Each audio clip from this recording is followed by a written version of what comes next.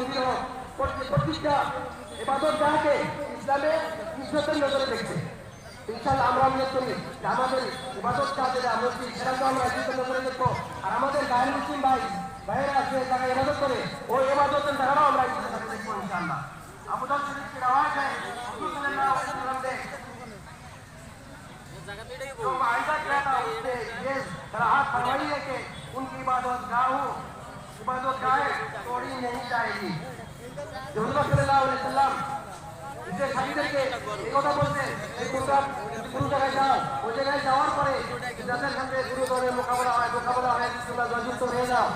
জয়যুক্ত হওয়ার পরে তাদেরকে তোমরা অধীনস্থ বানালে তাদের যে এবাদত গাহ আছে, সেই এবাদত গাহ যাতে কোনো ধরনের প্রতিযোগিতা তোমরা না করো। আমার নাই মোতাবিক